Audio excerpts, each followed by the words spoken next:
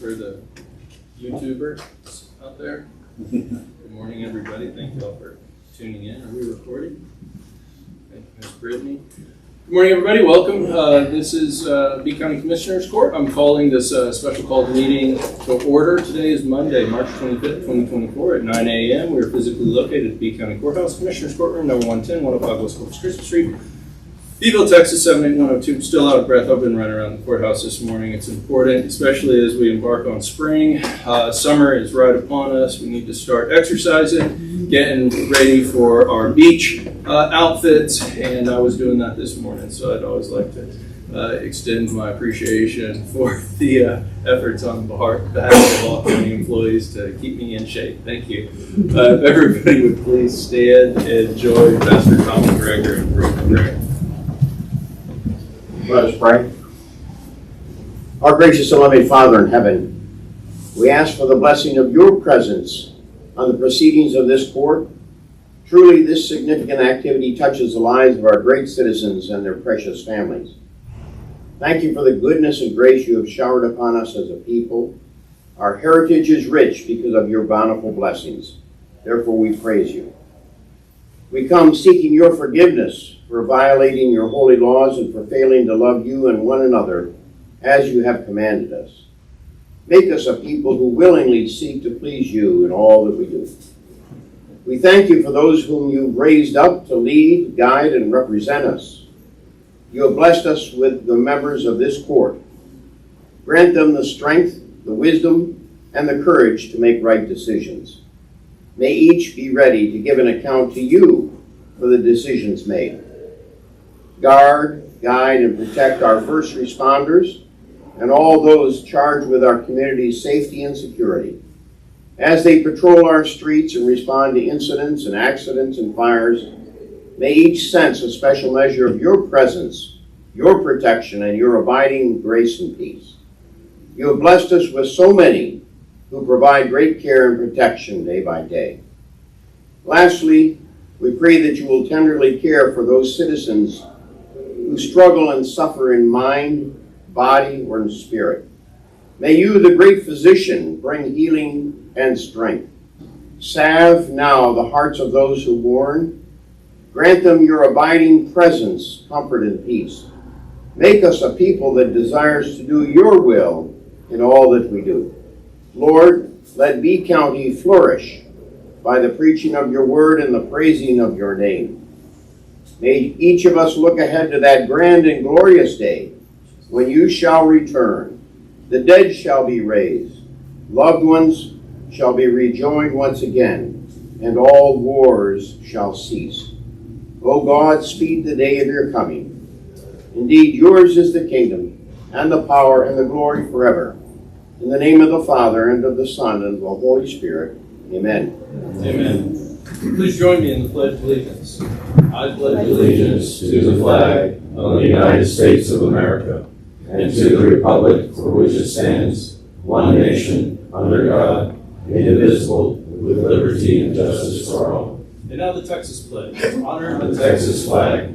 I pledge allegiance to thee, Texas, one state, under God, one and indivisible. Excellent. Thank you all. Thank you again, Pastor. Yeah, no, right. Thank you, Pastor, for that wonderful. It's always a pleasure to have you in Commissioner's Court. Thank you for being here this morning, sir. We're at agenda item number 4, recognition of visitors. This isn't public comment. This is just if you'd like to stand up and have your name recorded on our minutes. This is an opportunity for you to do that. There's no compunction or requirement that you do so. If you don't want to, that's fine. I know we do have some visitors today. Some we're going to hear from in just a minute, and you'll have a chance to identify yourselves then. But if there's anybody else, now would be the time. Wonderful. Thank you all for being here. Please come back.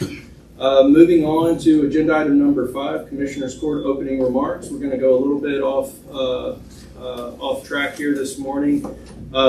Last week, Beeville County lost Jesse Arredondo, who passed away, and I know that some of our commissioners, or all of our commissioners, may have some comments during public comment about that, or during our opening remarks about that. But at this time, I'd ask that we all just remain seated and take a moment of silence to reflect on the life and career of Jesse and send some warm thoughts to his family as they struggle with this loss.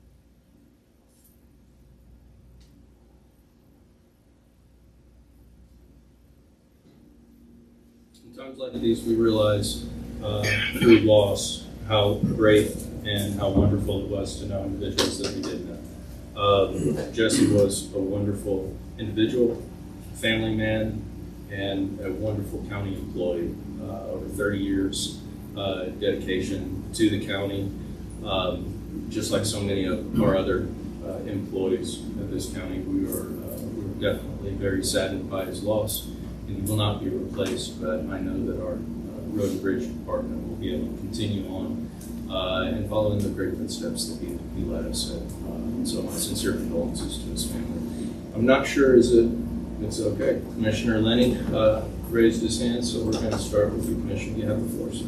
Thank you. First of all, my condolences to the entire family of Jesse Arredondo. May God give each and every one of you the peace and strength to deal with this situation at this time. I want to thank Kenneth Mendoza for getting a couple of street signs put up in the Blueberry Hall area that had, I don't know, the wind had got them or people, but nevertheless, he got them replaced. Thank you, Kenneth.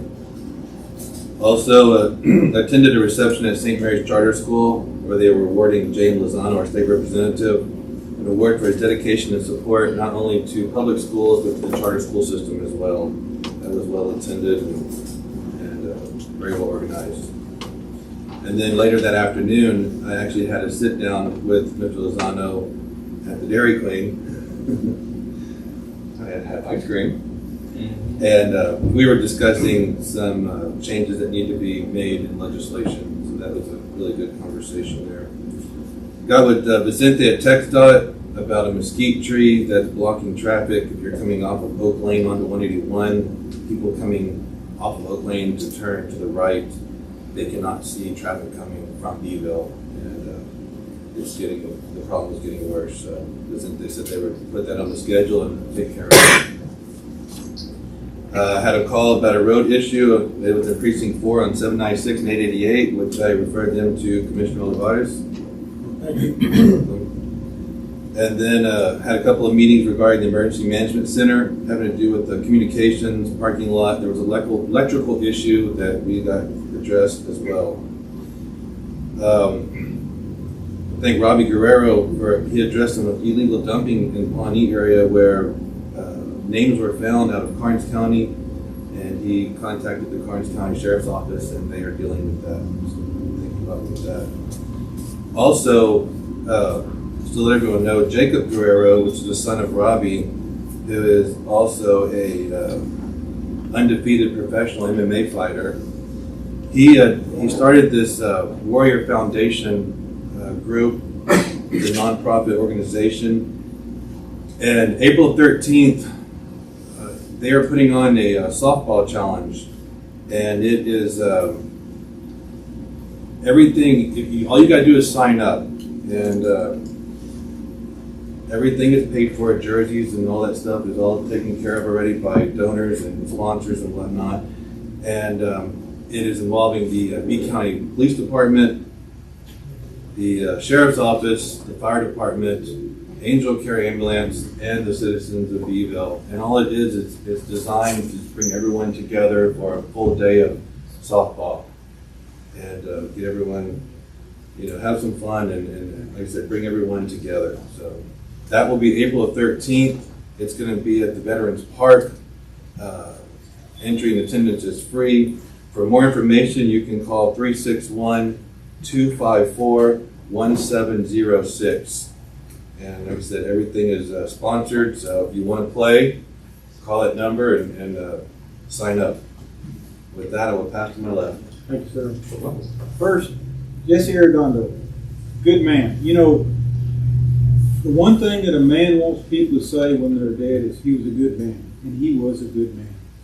All else besides, he knew his job, he loved his work, he was there if it was necessary 24 hours a day, dedicated, the kind of person that you want to be around, knew exactly what was going on all the time, stayed on top of everything, so he will sorely be missed. He's what I consider an icon. Good man, good man. Now to the things in Precinct 2. I have several things. I attended the same award ceremony for our representative, J.M. Lozano, and I agree it was well attended, well put together. Very humble man. He's a good man. Been to 3 council of government meetings, the solid waste committee meeting, the executive board, and then the regular board meeting for the council of governments. It's been quite entertaining, isn't it, Judge? Yes, sir. We had a meet and greet, Chamber of Commerce for Shannon Biggerstaff, our new Chamber of Commerce director. Fantastic lady. I think she's going to do good things for B County. I'm sure she'll be working with you guys real close. We had a tree down. I had a call over the weekend. I was sitting in Whataburger with my wife, and I get a call about a tree down on Farnham Market 673. Now, remember, Farnham Market is State Highway Department. County roads are ours. I said, well, whereabouts is it? Well, it's near Road 1 and 2 in Pawnee. I said, well, is it on state right away or county right away? Well, it's near county right away. I said, well, need to call it in. Well, they called it in. I called it in. Then I got a call Monday. They hadn't picked it up yet. I said, well, give them a little time. It doesn't happen overnight. And what a lot of people do, let's say there's a tree down blocking the road. They'll take their tractor. They'll take something to get it out of the way, or they'll cut it enough to get it out of the way so people can get by. To my knowledge, it's been taken care of. We also had a tree that was going to come down on County Road 115 out of Mineral. Hackberries did not do well during the drought, and this was a large hackberry on a high fence on county right-of-way. The tree was on county right-of-way. Got a hold of our road and bridge folks. My modus operandi, basically, if I get a call from a constituent, I said, well, let me call it in and get it on the books. You call it in also, that way I can tell them exactly what it is and where you have to go. And I usually try to get a hold of our road and bridge people first, so when the people call in, they say, yeah, I've already gotten a call, we'll get out there as soon as possible. And these guys, and I have to appreciate Molly and the whole crew, they are on top of it. They're there as quick as possible, and the people, within a couple of days, hey man, they're here, it's gone. I went by, it's completely gone. They didn't mess up the fence, they didn't mess up the right-of-way. Perfect job. I'm trying to keep y'all up to date on our solar and wind farms as what they're doing. And remember we talked about the solar farm down at Tyne, that the checks in the mail, that they missed their tax payment in January, and then when the check came in, it was a rubber check, it bounced. Well, it's still bouncing, it's going down the road. Well, now we've got another one. The solar farm out of Mineral, their check was returned for insufficient funds, and it's close to $1 million. So I'm not sure what's going on. It could be like the time when we assessed them $1,000, they gave us a check, then the check didn't clear because the person that had to sign it wasn't there. These are billion-dollar companies, and that's not an excuse. But that's 2 of them now that their checks are insufficient funds. Penalties and interest are accruing. I hope this isn't a trend. Just keep that in the back of your mind. Those of you that on the court that haven't gone by the bailiff's office and looked at the new camera system, guys, we did good. You need to go look at it. We revamped the camera system around the entire courthouse. It is fantastic. The bailiff showed me the other day how you use it. They can zoom in. They've got these huge TV screens. They watch everything. We've got them now at the Coliseum, tax office, across the street. They're everywhere. And they do a great job of monitoring, but we did good on that. I think they need a little more equipment. That's going to come up later. But that's one of those things that the money was well spent. Real beneficial last week, right? Yes, very beneficial. Understand we had a break-in. We know exactly who it was by the picture and everything else. So that's a good thing.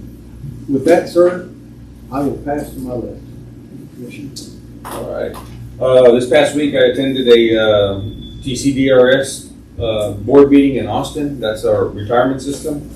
And I also had the opportunity, and I was pleased to participate in the Beeville Education Foundation skeet shoot, which was very well attended. And man, I wish y'all were there. It got twice as big as it was last year. So that was a big time out there. They did good. They served a lot of people. I think that's one of the places there. Blanconia Volunteer Fire Department is getting ready to pour the apron on the front of their new fire department building, and that's coming to an end pretty quick. We're about 90% on that work. Still working on the courthouse lighting, and then for all y'all watching, keeping up with the Windy Hills RV, the tenant that was collecting all the trash out there has been evicted, and now all the debris is the responsibility of the landowner.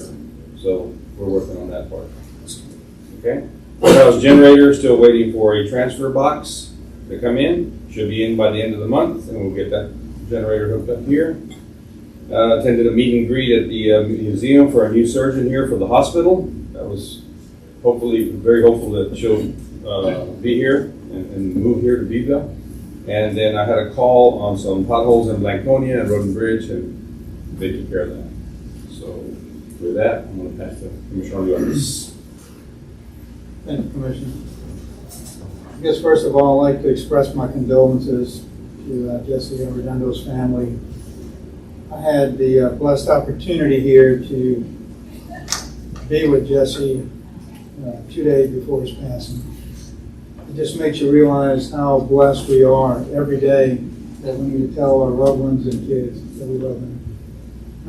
It touched me pretty hard because as I was running around with Jesse, I can still see the smile on his face. And we're doing our planning, our goal setting here, what we're going to do for the precinct. He's happy. His mind was fully there.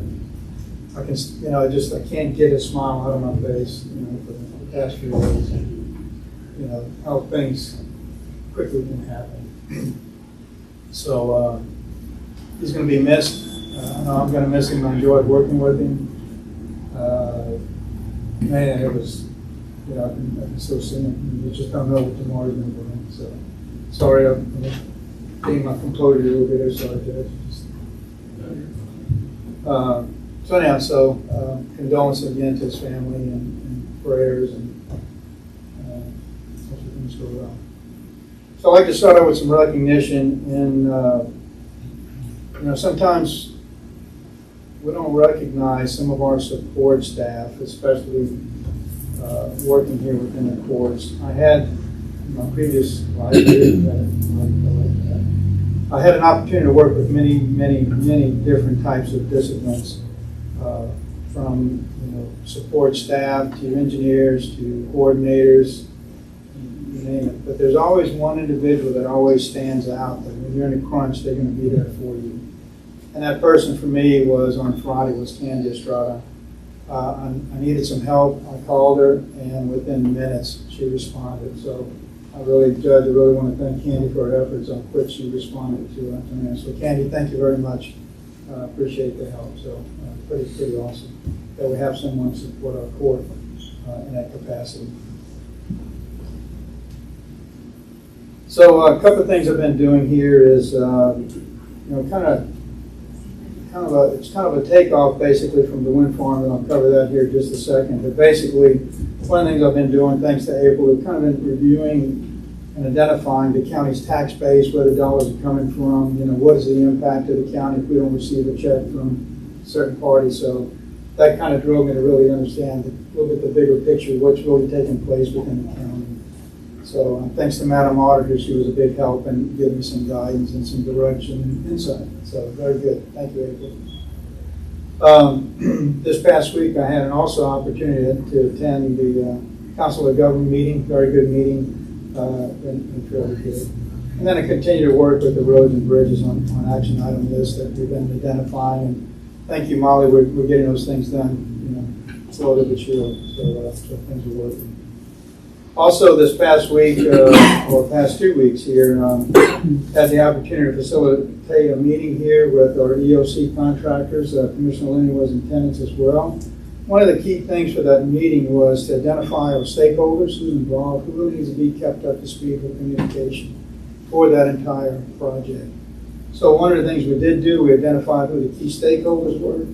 We did a project design review so everyone knew what was going to be taking place, so there wouldn't be any surprises down the road or we forgot something throughout the course of the initial front-end stage of the project. We reviewed roles and responsibilities. We reviewed inspection process, how that was going to be conducted, and also, most importantly, is communication. Make sure that we had the right people at the right level involved on the communication side. So, which was pretty important. So, Commissioner, thank you for attending that meeting. Good meeting. Also, a follow-up to that meeting, we had another planning meeting to discuss the parking lot, and then also the accessible passageway from one building to the other. And we also had to evaluate, as Commissioner Linney alluded to earlier here, was some electrical things. One key point of interest there, during the initial design, unfortunately, our engineering firm did not include the parking lot. I think things were moving kind of fast based on the story, so we may be seeing an adder to our contract because that wasn't included in the scope of work. Hopefully not, but we'll see once we get that information. So some general information on the ELC building from a safety standpoint. This is good. Whenever you have a contractor working on county facilities, safety is extremely important.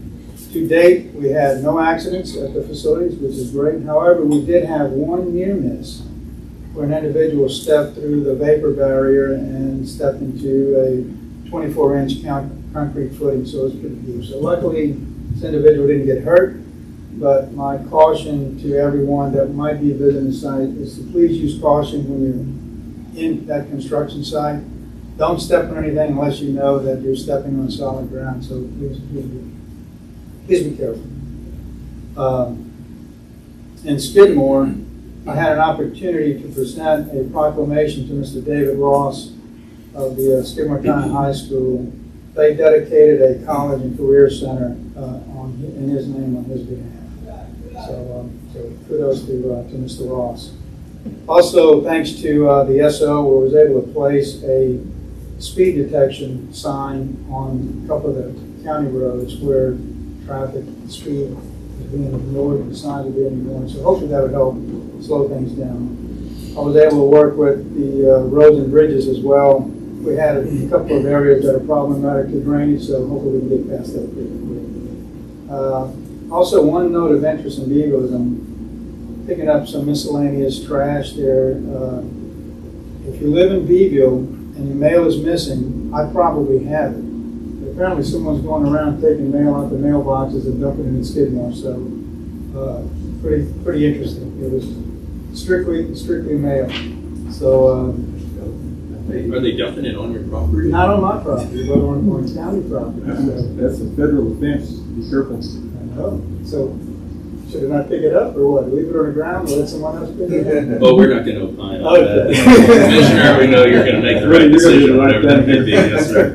I'll contact 3 the men in property. long jackets at your house when you get home. I'll make sure, Commissioner, so in Tynan had the opportunity to attend a luncheon to recognize the volunteer fire department, which was hosted by a local business owner. Great food, great process, and I want to thank that business owner for doing that. Also, as a side note, the debris, the illegal dumping on the county right-of-way was picked up and disposed of, so that was all done by volunteers. It didn't cost the county too much there. We did have to pay for the disposal, which was right around $200. Commissioner DeWitt, I want to thank you for getting me a little bit more engaged with the wind farms. You know, as they say, if it ain't broke, don't fix it. So this is one that was kind of moving along. It wasn't at my forefront until you mentioned it a couple of weeks ago about the wind farms and things taking place. So because of what you brought, I, since then, have been doing a little bit of research. I went back to 2012, started reviewing the contract, the ramifications to the county, the owners, landowners, and so forth. So because of that investigation of the non-payments of the wind farm, which now we know is the solar part, different piece, but still same issue. So, but it forced me to drill down and really understand the mechanics behind some of the wind farms and the solar farms and what's out there. One of the key things that I did, Commissioner, was to identify the county's risk and the financial impact to the schools and to the landowners should these events happen. Pretty interesting process. After reading the wind farm agreements, and I'm still investigating some other areas that I haven't got my arms around, is they're employing, part of the section is that they agreed they're going to employ X amount of people from the county or outside the county. I've not been able to find that, if it was even done or not, so I don't know. But I'm still investigating that to see if that's their part of the contract that's fulfilling doing that. Because it means a lot to our people locally to have future jobs.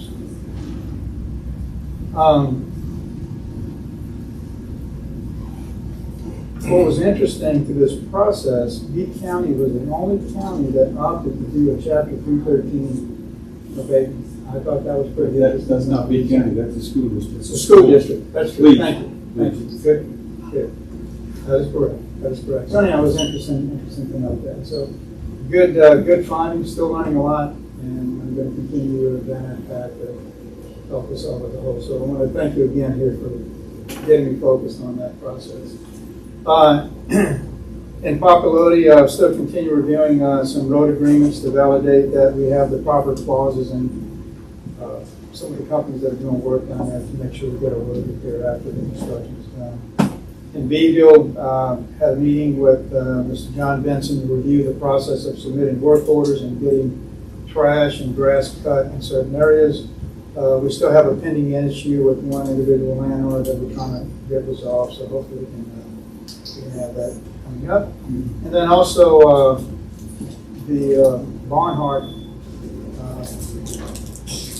Fund is looking for a few good mentors to supplement our list of mentors. They're going to be having a meeting here this month. So if anyone is interested in mentoring some students from the high school, please attend. It's a great opportunity to help someone develop a career path. So with that, Judge, Thank you so much, Commissioner. You know we're going to miss Jesse because there's not a piece of equipment in B County that he couldn't jump on, start, and work, and just get it to roll and go. Yeah. So he'll be truly missed. My condolences again to Jay and his wife and family. No, that's I'm glad you mentioned that, Commissioner. One other follow-up question: who won the skeet shoot? Did your team win the skeet shoot? In the words of Mr. Garrett Tyndall, our team was humbled. Yes. it was a learning experience. There were some young shooters out there that could just they don't miss. So no, we didn't. Okay. I thought I covered it with the humble part. You did. You had fun. So we had a great time. That's you know? right, yeah. Judge, It's a wonderful experience. I made B County proud of me because I think if there was an award to be given, the rubber duck gun or something like that was me. You refused to kill a clay pigeon? Yeah, that was just heartbreaking. I just couldn't shoot it. Y'all made it competitive for everybody else. We did. All right. Thank you all for your comments this morning. We've got a lot going on, so things are going well at the county. We're all staying busy. If anybody has any questions, issues that they need to bring to the court's attention, please don't hesitate to reach out to my office at any time during regular business hours, and we'll be happy to do our best to address those issues for you. Moving on, agenda item number 6, public comment. At this moment in time, I know we have one individual who'd like to make a public comment, so I'm going to go ahead and call him up forward. Mr. Burnett, we have Bill Burnett with the Texas Water Development Board. Correct me if I'm wrong. Yes, sir, if you just come up to the dais to the lectern, and okay, I'll get you too, sir. You have the floor, sir. Please identify yourself for the record. My name is Bill Burnett. I'm with Doucette and Associates, with a civil engineering firm. As I mentioned earlier, I'm a Covering County Commissioner for Hays County. We just wanted to make sure you're aware, and we talked briefly about this. the Water Development Board bridge applications for flood studies is due April the 15th. This is a 90% state, 10% county match. There's the possibilities of Beeville County being selected. We estimate that the project would be in the top 3 or 4% throughout the state. It's a $500,000 grant, $50,000 to that would be the cost to the county. In kind, work can be considered. The $50,000 would bring the $450,000 from the state to do a countywide drainage master plan. Your match can be spread out over years or can be assisted by other cities within the county. Actually, we're doing this for the city of Beeville as well. We can help put together the application for you and send it in. It's a very low risk, high reward opportunity. You're not obligated to move forward with the grant, even if you had won the grant and they consider out the rankings. If you feel like the match is too much, you don't have to take it and turn it down. So it's a very low risk opportunity for the county.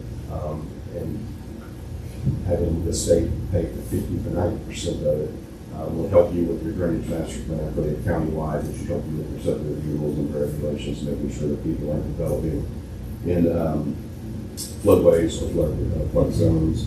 And it would be it's an opportunity for the county that we're going to make sure you're aware of. You don't have to take commissioner court action to submit the application. The county judge can submit, and we can help assist with that, whichever. So if y'all have any questions, well, I know you can't deliberate during this, but I'll be around if y'all want to talk about this afterward. Thank you so much, Mr. Burnett. Appreciate your time and your presence here this morning. Thank you. Pastor McGregor, did you want to address Commissioner Stewart? Please. Yes, sir.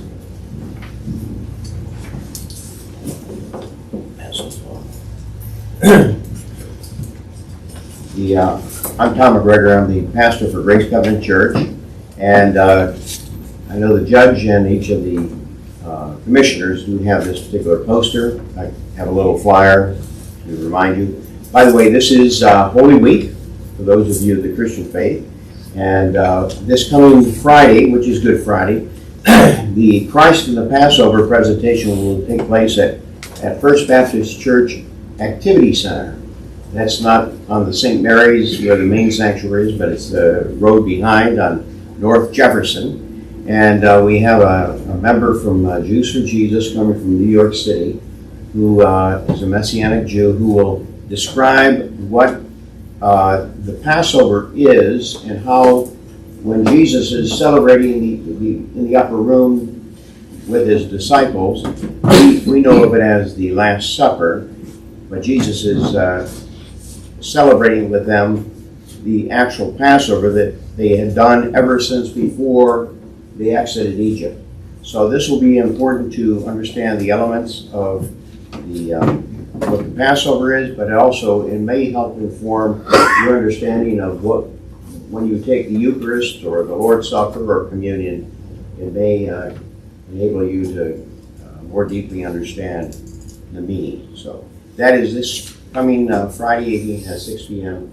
at the First Baptist Activity Center. Our two congregations are going together on this, and I believe that it would be a very meaningful time of learning during the presentation. Thank you, Judge, for the moment. Thanks so much, Pastor. Anybody else who wishes to address Commissioner Stewart, public comment? Excuse me. Okay. All right, moving on. Agenda item number 7. The following items are of an administrative nature. Commissioner Stewart has been furnished documentation on each item, and all such items may be acted upon by one vote without being discussed separately unless requested by a commissioner or county judge. Move for approval, comments? I have a motion. Do I have a second? Second. I have a motion and a second. Commissioner DeWitt, you have the floor. Just like to give a thank you to Brittany for bringing our commissioners' court minutes up to date. They were quite good homework. There were 18 sets of minutes that we poured over the weekend, and I've already given her my comments. I gave them to her earlier in the week, so I hope that the rest of the commissioners looked at those things in detail. What I noticed over the time period, either I'm enunciating better or the program is doing better because the errors that I was making before diminished. So, good job, Brittany. Thank you. wonderful editor as well. Absolutely. Thank you. And if I could just add on to that, this is, I think, the first time, and I haven't been on Commissioner's Court for that long, but this is the first time we've been up to date. So I really, really appreciate you. I appreciate Michelle Bridge in her office and allowing you to dedicate the time necessary to actually get this caught up. This should be business as usual, and so I appreciate your efforts in making this. Anything further? Hearing none, all those in favor, please indicate by saying aye. Aye. All opposed? Motion passes without exception. Moving on, agenda item number 8. Explore and, discuss and consider action on the following items. Explore and establish park host plan for Coliseum Expo trailer sites. Commissioner DeWitt, I think this is your agenda item. Yeah, so y'all ready for a road trip this morning, guys? Oh, yes. Put your seatbelts on. I was disappointed because I thought it was coming during your Commissioner's Court opening remarks. No, I'm like, I- where I- is I it? saved- It was so short. I saved it for now. And Excellent. we're gonna do some role playing. I wanna take y'all back, way back when, and for the purpose of what we're gonna do, we're gonna call this, Always Clear State Park. We're all gonna be working at Always Clear State Park. We're gonna be assistant park managers. We went to work for the state, and we're all excited about our job. Well, part of the work requirements, you have to live in the park. You have to live near the campsites. You have to live near the screen shelters. That sounds great, but it's like living in a bank. And you're there 24 hours a day, and somebody comes knocking on your door. Okay, what happened when you started designating campsites and screen shelters? People from Houston and Dallas and Fort Worth would show up at the park at 1 or 2 o'clock in the morning. They drive in the park. Where do I go? Well, guess where they go? They go to your house. Okay, 1 or 2 o'clock in the morning, you're giving them a screen shelter key, or you're saying you have campsite number 16. Well, what do they say? Necessity is the mother of invention. So what do? You're not getting any rest. They're interrupting your family life. They're coming to your house, and that's your job. So you go to your bosses. You say, we got to do something. Well, what can we do?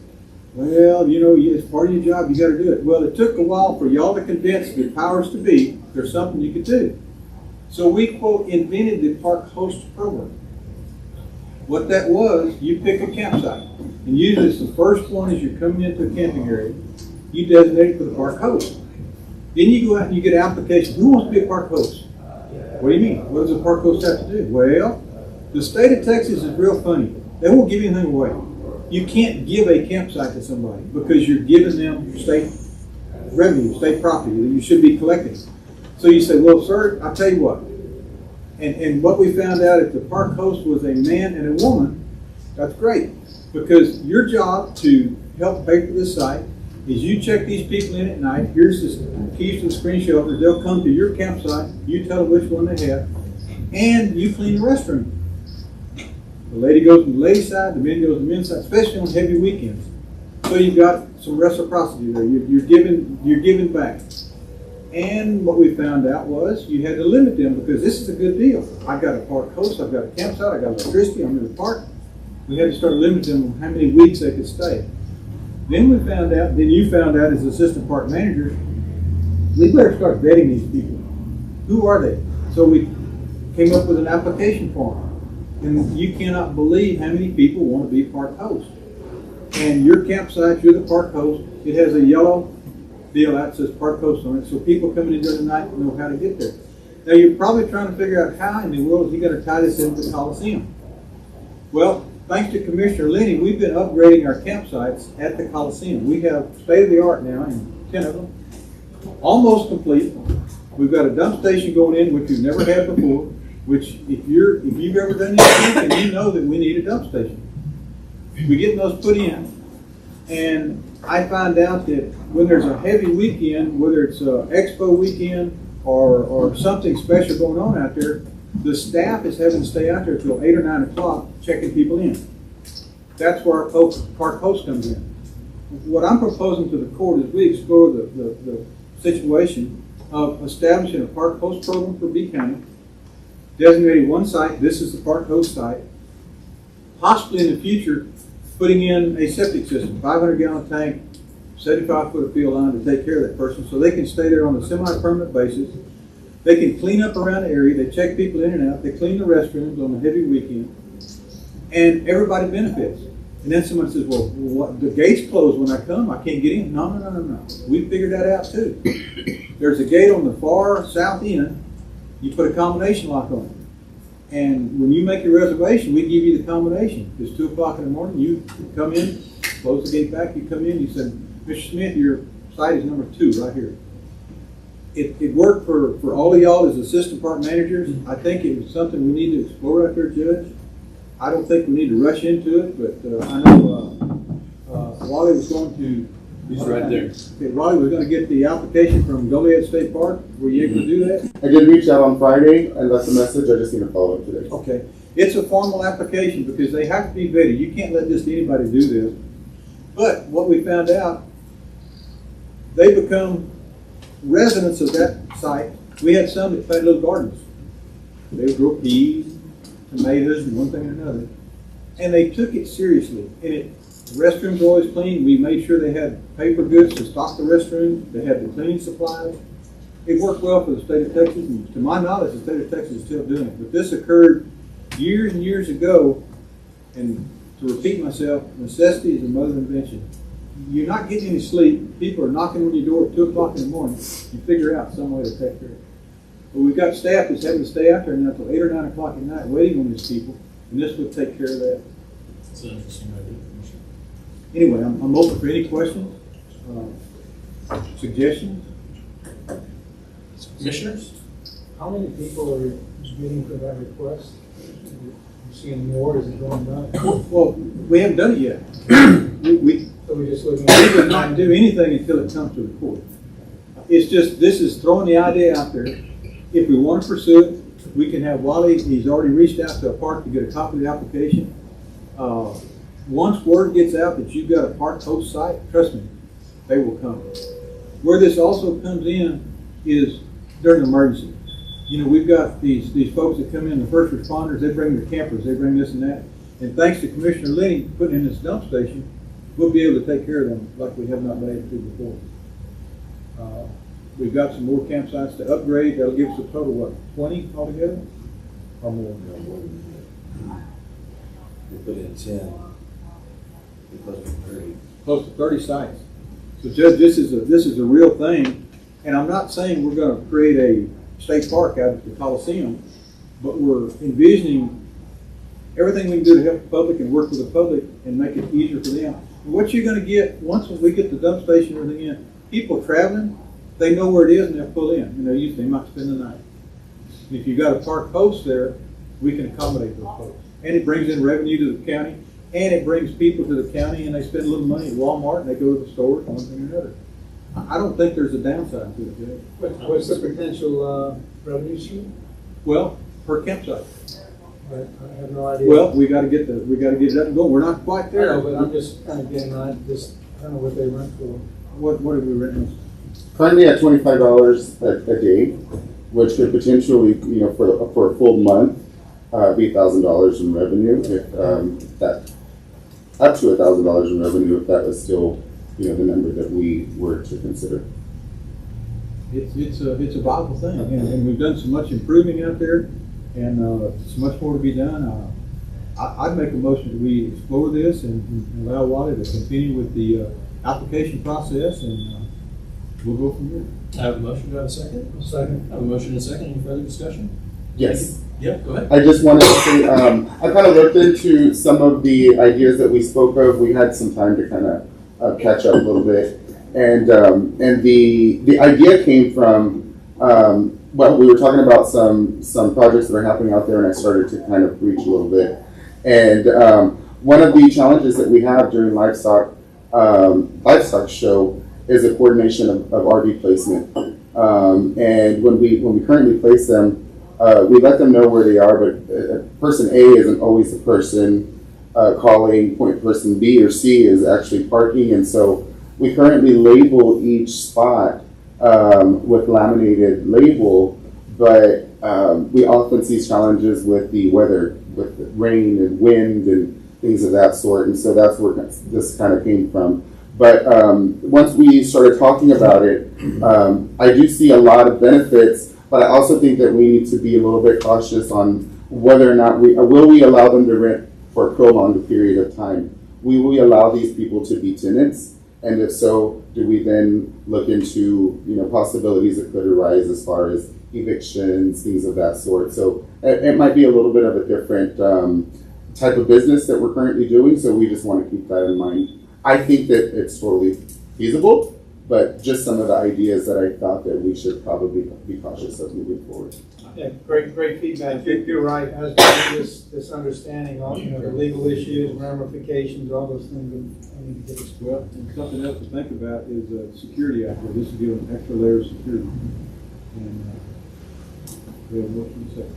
We do. Thank you, Wally, for volunteering and looking into this. Absolutely. Commissioner Burnett for bringing it to the court's attention. Any further discussion? Hearing none, all those in favor, please indicate by saying aye. Aye. All opposed, motion passes without exception. Wally, you've got a new tax. Thank you, sir. Thank you, gentlemen. Appreciate it. Moving on, agenda item number 9, presentation on Beeville Independent School District's BISD Bond 24, given by BISD Superintendent Fanning. Commissioner Fadias, this is your agenda item. Is there an introduction you wanted to provide? Yes, for all y'all that don't know, this is Travis Fanning. He's our superintendent here in Beeville. I went to the high school to have a breakfast at the high school when I got to see his presentation. I thought he should bring it to the court, air it out, show everybody what's going on. Travis Fanning. Thank you, sir. Good morning to our Honorable Judge Morrow, our commissioners, and our county employees and county residents. Thank you all so much for this chance and this opportunity to come in and just share a little bit with you, number one, about what's happening in BISD, and then secondly, where we're headed as far as the bond 2024, the bond referendum that will show up on the ballot for May 4th. And so I'll start off, I don't know, this morning on your way here or you were already at the courthouse, if you heard the sirens going and all those different things, it was a state send-off. One of the things that we do for any of our students and in our groups or organizations is anytime they make it to a state competition, we do this whole big send-off and a big celebration. And it seems like the past few weeks and probably the next upcoming weeks, we're going to have a lot of send-offs because there's a lot of great things happening in BISD. So this morning, it was our law enforcement team who were going to state competition. They won first place in the region and the area, and they're headed to competition at state. And we are almost all but confident that they're going to bring home the gold too, because that's what we do in BISD. We go and we compete and we win. So we're really excited about that. Just a few weeks ago, our girls powerlifting team got the chance to compete at the state competition, and it's amazing to watch girls who are about 95 pounds lift about 230 pounds worth of weight or more. And they ended up receiving the first state championship in BISD's history. And so we're really excited about them. Our choir earning all sweepstakes and competitions. We have an academic pentathlon team that is headed to state very soon. And so we have a lot of great things that are happening in our school district on the academics and the athletics and also the fine arts areas for our school district. And so we're really excited about that, and we're excited about how we're progressing with all the things that we can do. And so having an operating budget of about $34 million per year, there's only so much you can get done. We've done some remarkable projects. We've built some facilities for our STEM academies to continue to advance learning. But we're at the point now where we're going to our taxpayers and saying we've exceeded the funds that we have in fund balance, which was very limited, but we utilize those to really expand and update some things. Because many of our facilities and our buildings that you see on the handout that was provided in your packet is about 67 to 57 years of age. And everything has a life cycle where it's expired. And so just like when we get ready to do upgrades and renovations for our homes, we get home equity loans or we go out and get a mortgage, that is exactly what a school bond is for a school district. It allows us to go out and acquire debt that allow us to do renovations, upgrades, and improvements for our school district.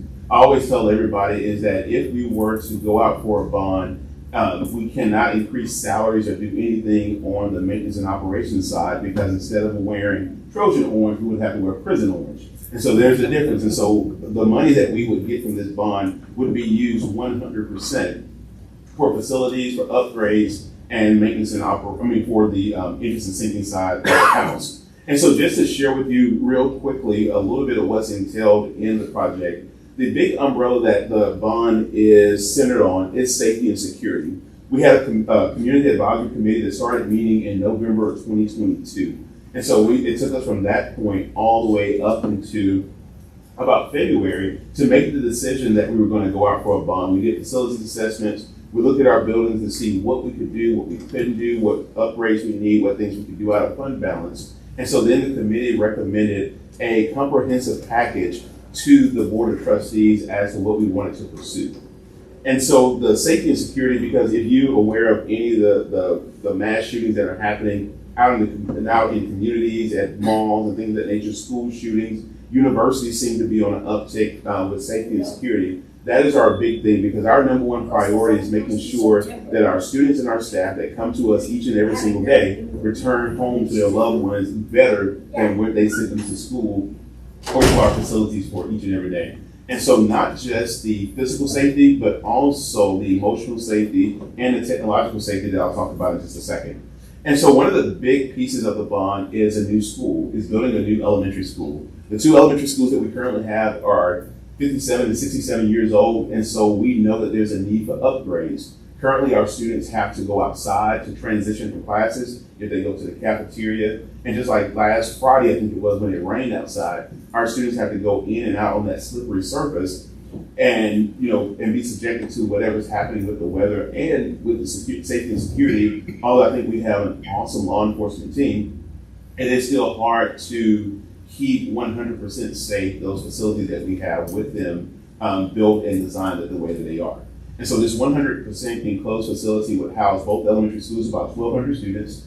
It would be built on what is called a pod concept. So each grade level would have its own pod, its own restrooms. Everything they need is within that pod until they get ready to go out for the cafeteria or to the library or to recess. Other than that, they would be enclosed there. One of the other key points for the new elementary school is when our schools were built, they were not built in mind for educating all students. During the time when our buildings were built, our students with special needs or in wheelchairs and things of that nature were not educated in public schools. They were either not educated at all or they had special facilities. We're thankful that we're able to provide services for all students and provide them with the opportunities that they need in BISD. And so this new school would have all the new methodologies that we need, all the new equipment, the material, the learning labs for those students enclosed within that building as well. In addition, we would have, included in the bond package is also a learning center or gym for HMD Elementary. This will allow those students, currently they have a canopy outside, but just like our elementary school, when the weather is bad, they cannot go out there if it's extremely cold or extremely hot. And so we would repurpose that gym at FMC, put some age-appropriate flooring in there and some new equipment and activities so that those students can utilize that as well. Thirdly, we have the Moreno Junior High PE track. Currently, our students, when they go outside for PE, they're subjected to the hard South Texas red clay, and so they don't have a gym they don't have a track or surface that they can utilize outside for PE. And so this would allow them this opportunity for our students and will be inlaid with grass for our students when they go out there to learn our football, both American and European football, but give them the opportunity to have that track, as well as our students with special needs, to give them an outdoor area that's ADA in compliance to allow them to go out as well. One of the added bonuses of that track is in the evenings when it's not being utilized by BISD, the school district itself, it would be open to the community as a fitness and wellness track for our community as well. And then our auditorium, I don't know if you got a chance to visit our auditorium or really to hear our band or our choir and see how they are expanding in numbers. And so because of that, they're exceeding their current band rooms and their choir rooms. And so we're trying to enhance our auditorium to allow them the opportunity to utilize that as a classroom as well. And so we're doing some renovation and upgrades to the HVAC system there, the stage, the seating, and the lighting to make it more performance ready so that we can host UIL competitions for our bands and for our choirs here in Beeville ISD.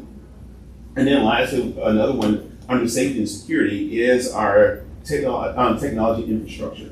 One of the things that we're always trying to do is enhance technology and make sure we have one-to-one technology in classes for each and every single student, but also protect our students' information. I don't know if you realize that on the black web, they may not want Judge Morrill or myself. They don't want our social security numbers because they may be a little tainted at this point. However, what they do like to do is they want to get it when a kid is 10 years old. They want to hack a school district and get them their 10 and delay selling it on the black web for about 7 or 8 years, because more than likely that Social Security number is extremely pure. And so they can go in and start beginning to sell those on the black web and ruin students' credit profiles before they even have a chance to recognize it or know what's happening. And so knowing these things, we want to make sure that we create a barrier to keep our students and our staff information as secure as possible. And so some key notes or in regarding the bond, the total bond package is $63,380,000. And so that is, just like we finance a home, we will finance it over the course of 30 years. And the impact that we see is that we would go from $1.01 tax rate to $1.16. It is still lower than where we've been in the past 10 years, as we've had a declining tax rate in BISD for our taxes for the past 10 years. But the average has been $1.18, and this would be $1.16, and it still put us in the lower quartile for tax rates for Region 2. If you go onto our site, or if you scan that QR code, it will take you to the website where you can find the exact value of, if you put your home value in, how much it would cost you on a monthly and an annual basis. We know that for those who have declared it as their homestead and they're over the age of 65, there will be no impact for their taxes, and very minimum. We looked at the largest is at $400,000 that we have on our spreadsheet. $400,000 with the homestead exemption would cost about $460 per year and roughly about $38 per month, just to give you a little bit of the information. And so today I just gave you the quick and easy and fast information as it relates to the bond, but we do have an event that you all will be invited to on March 28th, which is called Be Informed, where we'll go in detail and really just talk about in detail all of the components of the bond so that everyone can have a clear picture.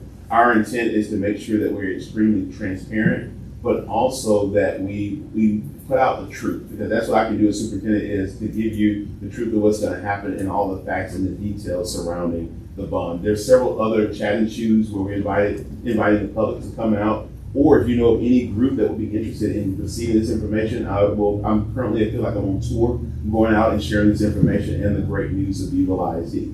And so thank you again for allowing me this opportunity to come and present to you. And at this time, I'll take any questions that you may have. Thank you so much, Superintendent Fanning. On March 28th, where would individuals go if they're interested in attending the Be Informed meeting? Be Informed will be March 28th at A.C. Jones High School in the lecture hall. The time is, as I look back at my team, because I can't remember. It's in the morning, but the invitations will be coming to each of you all also. They're going out actually this week. Will you have your culinary students? Culinary arts will be serving the lunch, which I promise you is excellent. And we'll have a little bit of entertainment from some of our students as well. Is that open to the public, or is that for invitation? That particular event is invitation only, but we are having several others that will be open to the public. Wonderful. Thank you. Any other questions? I'd like to just want to recognize your efforts on, what you've been able to do with the high schools here in your area.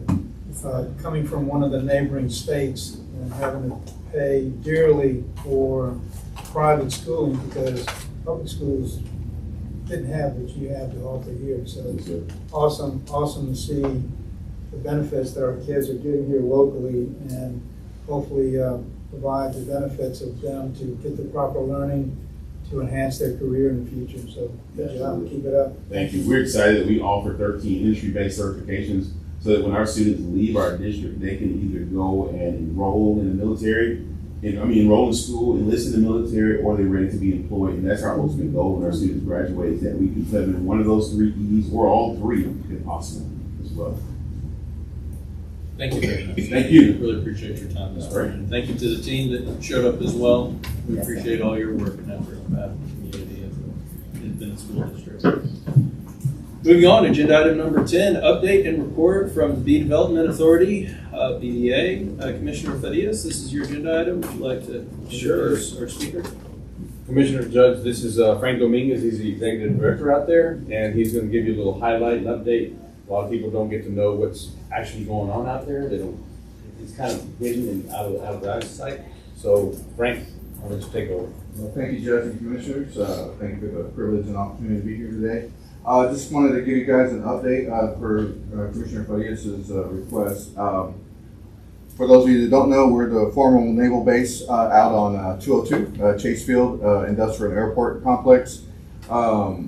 We manage approximately 18 to 1,900 acres when you take consideration of easements and other properties for the city of Beeville and TDCJ. So one of our bigger tenants there is Trigger. They're moving along. They had a couple of hiccups with the equipment. During COVID, they were expecting some equipment from Germany, so they had to go to a different supplier during COVID, and they're still working through the kinks for the HDPE pipe. On a positive note, they've been moving along on the fire extinguishing. They've passed an initial test. They're just waiting on the final certification to be able to do fire pumps and the fire extinguishing component. So they've been a good partner with us. They have 3 facilities that they lease. They have VT24, a paint booth and warehouse area, and as well as VT25. So they're our largest tenant that currently occupies space at Chase Field. We also have the Texas A&M Forest Service that leases space. So if you see the Texas Forest in town and wonder what they're doing in town, they have some leased space out there. So they have employees that regularly report to the we call it the grounds electronic building, but they rent that building. But they also will have on a weekly basis, you see multiple trucks and tractors and things like that coming in, either for training or deployment to other areas, and they do some coordination there. We also have Neo Industries. Neo Industries, what they do is they do chrome plating for Steel Dynamics out of Sinton. So the steel presses are a little wider than this room. So the chrome wears out, the chrome plating wears out when they're pressing those steel sheets out. So what they do is one of their sister facilities, they go get it, they grind these presses, and once the grinding is complete, they come to the facility that we built out there, a little over 17,000 square feet, and they'll do the chrome plating, and then from there, they truck it over to Sinton for put it back in use and service. They just hired one truck driver, and they're hiring a second truck driver. So they have increased to about 6 employees with future expansion as well for Neo Industries.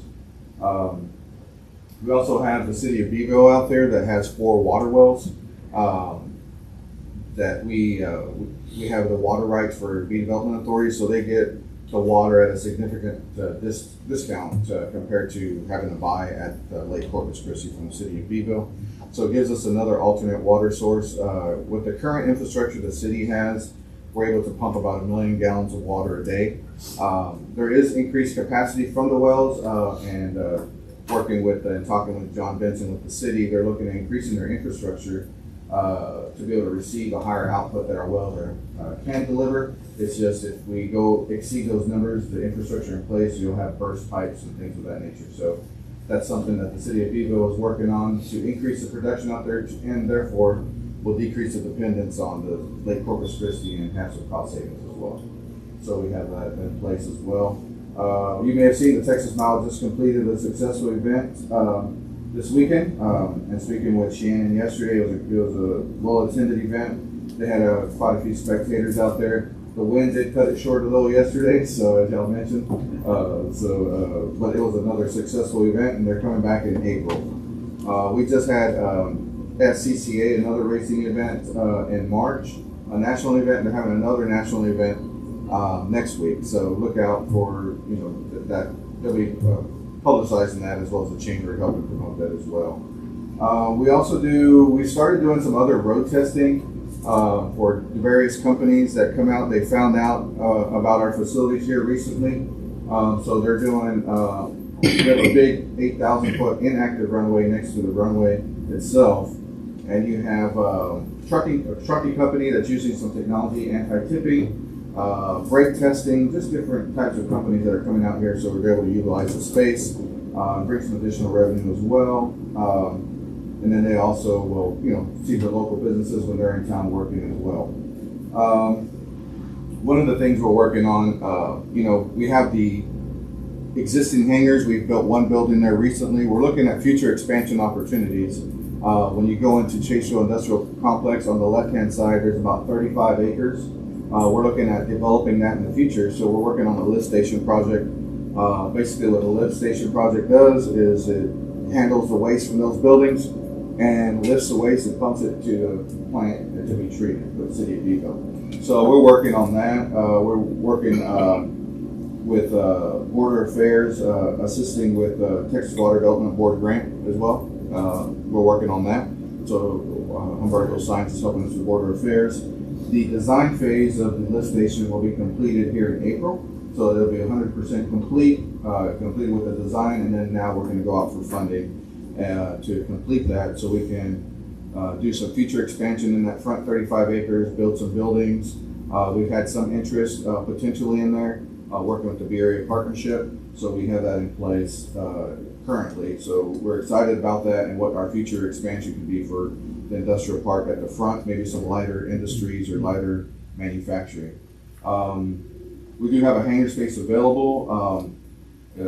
We have 3 companies that we've been working with the Bay Area Partnership with, and Randy's been a great partner in that, Randy Sykes. So previously, BDA was all economic development, and it didn't quite work out as it should have. That's why the Bay Area Partnership was created, to be our economic arm for B County. And B Development is pretty much now controlling the assets at Chase Field and assisting in the community with economic development as we can. So Randy and the Bay Area Partnership has been a great partner. We're looking at 3 companies. I'll let Randy maybe go into that since he's coming in after me if he'd like to. In addition to that, we're also looking, I've been in contact with it's an electric self-piloted airplane company that's looking at doing a site visit here in April. So they use 12 rotors, 4-seater. We showed that to our board meeting, and it's pretty exciting technology. So what they're looking at is some additional testing. Chase Field was top 2 on their list in the nation for potential sites due to the airspace available, lack of congestion, and other factors that they took in place. They didn't disclose everything, but those were the 2 biggest issues. And Commissioner DeWitt, I heard your concerns about solar. We do have 2 solar companies with some interest out there, as you can imagine, with the space and the AEP substation directly across the street or highway at 202. So, we're looking at that, and I'll certainly keep those concerns that you have in mind, as well as the Commissioner Fajias. But that's what we're working on there currently. I don't know if you have any questions. Any questions? Yeah, Commissioner. So, yeah, thank you. Continue the great job getting businesses to come into the county. Question, I'm not sure if this falls into your area. We've had some businesses that actually departed from B County. Right. Any key learnings from that? Yeah, well, I won't go into too much detail. This is my 5th month as the full-time executive director. Well, April will be my 5th month, I believe. I think just now that you've learned from every experience, positive and negative. So what we will do is be sure we outline certain things, such as, I'll give an example, power needs. Now we'll be explicitly, put that in any kind of documentation that we have, lease agreements. Randy and I have already begun that. I've met with AEP. They've given me the exact specifications that they're capable of producing. And then, not only with that, you have to consider what the building is capable of receiving. So typically that's where a bigger expense for the customer or tenant can come into place, depending on how the leases are designed in the future. So that's definitely been, I came in on the tail end of that, and it's certainly something I'm working on incorporating in any future discussions, lease agreements, being very explicit in what's available, what needs to be done for increased demands, if it's related to power, infrastructure, whether it's a triple net lease or what have you. I think being more explicit rather than just being having those conversations. So do you broaden the scope outside of Chase Field? Like, I know there's some other businesses in B County that's departed. Do you take the opportunity or capture the opportunity to learn from that as well? We do. We can.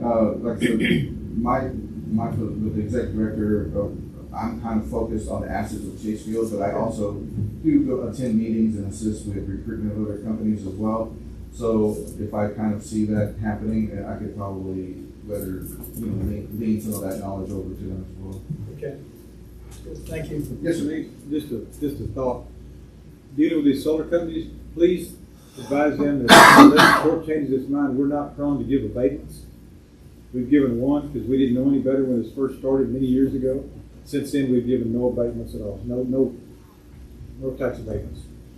Understood. And I don't, at this point, they haven't asked for any. I think they understand it's going to be on their dime at this point.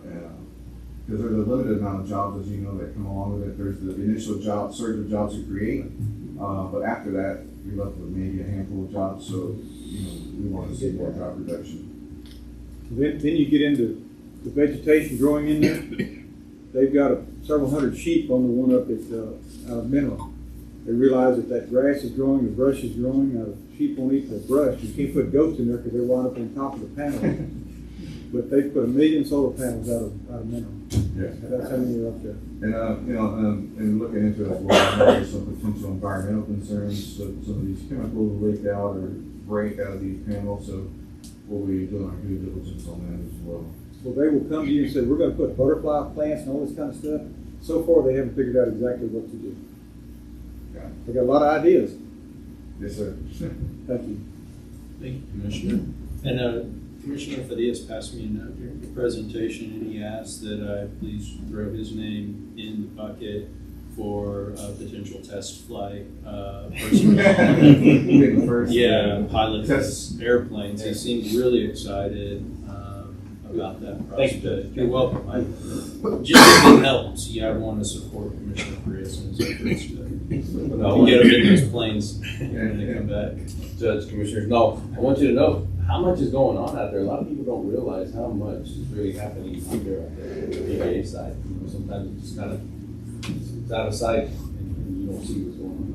But Frank's doing a wonderful job. We appreciate all the work he's doing out there now. So he's getting us back on track. And if you would ever like a tour, you've never been out there, contact me. I'd be more than happy to show you around and kind of, it's a little more eye-opening when you see the whole entire property. So, thank you, Judge. Thank you so much, Frank, and thank you for, we're very lucky in the community. Frank is from Beeville. He's been very successful in his private life, and we're very fortunate that he was willing to undertake this new challenge. So I'm really glad that you're out there. I know it can be a challenge at the DDA, but I think they're in very good hands with it, so thank you. Moving on, agenda item number 11, update and report from the Bee Area Partnership. Last but not least, and Commissioner Fadias, this is your agenda item as well. I don't know if you'd like to introduce our speaker. Well, we're going to introduce Mr. Randy Sykes, and he is our Bee Area Partnership leader here and getting us moving forward. Keep it slow. Thanks for the assessment. If I put together an hour and a half, a short presentation, so I've done that. Are you able to squeeze in what you need to tell us in an hour and a half? I'll try. Okay. I do want to echo the fact that Frank is doing a great job. We do work very closely together. We host site tours together, companies that are interested in coming into town, but we also do joint proposals together. So it's been certainly a pleasure not only working with, but learning from Frank. So it's been great. If I could kind of further identify the difference between the Bee Area Partnership and the Bee Development Authority and other economic development agencies in the county, we're the marketing arm for the county and for the city. So our job is, if you peel away the layers of the onion, our job is to fill the funnel with leads and to be the lead generator. So we market and promote the assets of the county basically to the world. Any company that's looking to expand, any company that wants to come into the 8th largest economy in the world, and they're looking for a cost-effective way to do that, we certainly want to be in front of those folks so when they're ready to make their decision, they make it here. So just to give you a reminder, last year our marketing efforts generated about 104 leads that came into our office. Out of those 104 leads, we sent out 21 prospect proposals. Out of those prospect proposals, we had 12 site tours in Bee County. And out of those 12 site tours, we've got 3 companies that have made a commitment to invest and create jobs in the community. So our goal and our objective is we want to convince at least 10% of the leads that come into our office to come here for a site visit. So at 104 leads and 12 site tours, we're about 11%, so we're a little bit better than our goal. And then the second part of our goal is we want to convince 10% of those companies that come here to tour a site to actually make an investment and create jobs here. So we had 12 site tours and we've got 3 companies looking to invest. Our closing rate's about 25%. So we're pretty proud of the fact that our community is seen by outside companies as a place to invest and create jobs and opportunities. A couple of those companies that made the commitment to invest in our community last year include Beeville and Sands Energy Corporation. And I'm very happy and proud to say that over the last several months, the B Area Partnership has been kind of application headquarters for those folks that are looking for a job at Beeville and Sands. So in the last couple of months, we've had 40 applicants come in. Out of those 40 applicants, 10 have been hired so far. It's been a little bit slow because of the rain that we've had. It's slowed down the construction process out at the site that Beeville and Sands is located in. But over the next 3 years, they'll be looking to employ about 200 people. They're employees with 0 experience that are taken, kind of green and fresh off the street will make about $21 an hour. Those with a little bit more experience in heavy equipment operation, and machine operation will make anywhere between $25 and $30 an hour to start. So this is a good company. We're proud to have them in the community. Another company that chose to invest in our community, and we're proud for different reasons about this company, because the city of Beeville did a comprehensive plan and a strategic planning session where they invited folks from the community to come in and give them input as to what types of companies they'd like to see in their community. 2 number 1 items that came out of those visits with the constituents is a good breakfast place and a good steakhouse. Well, we now have the steakhouse. So the Beeville Diner was closing down, and A1 Steak and Seafood out of Cal Allen and Portland agreed to come in. They bought the assets, invested nearly $1 million into the facility, and they now employ 67 people in the community. So we're real happy and proud to be a part of that project. We began our new year in January, so we're in the first quarter of marketing and promoting the area and generating leads. So to date, we've got about 30 leads that have come through our office. We've sent out 10 prospect proposals. 2 of those were directly with Frank and the Beeville Development Authority. We've had 9 site tours, and I'll give you kind of 4 of probably the most exciting or the hottest ones that we're working on right now. One is a company, we're going to give it a project name, we call it Project Feed the Nation. This is a company that has an interest in finding a site for beef processing, but the beef processing would not be for U.S. consumption. They would love to take Texas cattle, process the meat, and they would like to ship it by air freight to Asian countries. And they'd be looking to process, over 1,000 cattle a month that they would be sending overseas. In addition to that, we have a company that we're working with, and I'm going to call it Project Runway. And Project Runway is an air freight company.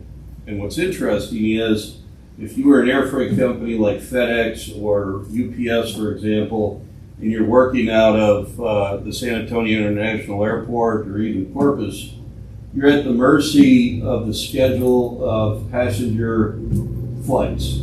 So if you're an air freight company and you want to be able to have your packages take off, you have to do it when the runway's clear of passenger travel. If you look at a site at the Beeville Development Authority, we're an active running airport right now, but we have very little traffic. So if you're an air freight company, you can come and go as you please. So we have an air freight company that's interested in establishing kind of a triangle. Mexico, South America, and the United States. And they have subsidiary companies that are buying product from Mexico, South America, and the United States, and they'd like to air freight these products to Asian countries. And then they'd like to, instead of having the plane come back empty, they'd like to take products from Asian countries and bring them back into this triangular hub in the United States, Mexico, and South America.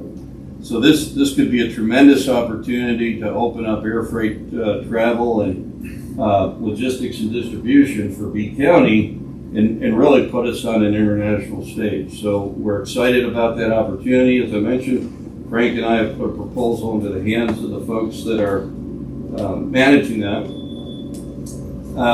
As Frank mentioned, I have a project, we'll call it Project Sunshine. This is a company that's looking for roughly about 82 acres to put in a solar farm. And again, this company would initially have a lot of a lot of construction jobs, but they'd have very little jobs in the operation of the facility. We're not excited about this because of the number of jobs that it could create. We're excited about this because it'll provide low-cost electrical energy for tenants that may locate out at Chase Field. So it gives us one more competitive advantage to recruit a manufacturer into Chase Field. In the meantime, while we work at recruiting some companies out there that might take advantage of low-cost energy, any surplus energy that is produced would obviously be sold into the grid, and there may be an opportunity for the Bee Development Authority to generate a little bit of revenue by doing that. And then the last project that I'm really excited about, I'm going to call it Project Tim the Toolman Taylor.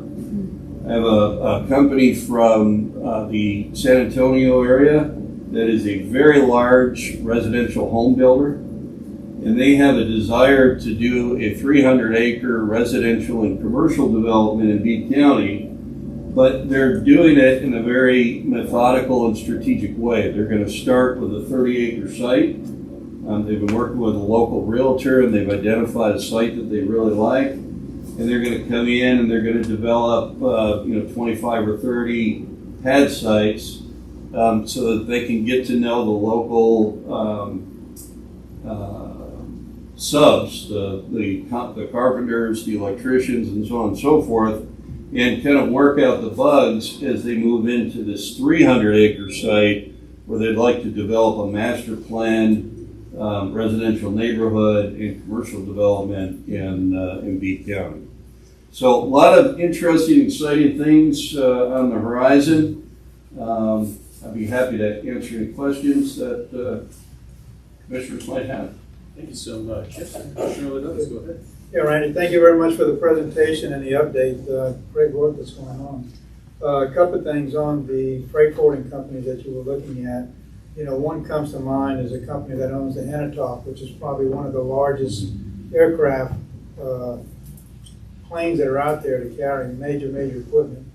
And one of the challenges they have, like you were saying, is getting access to public airports, and having an airport already in place. Mm-hmm. This could be an opportunity for someone like them to come in and stage that aircraft here to move goods and services to other locations. So I'd be happy to reach out to them. In fact, if you have a contact, I do.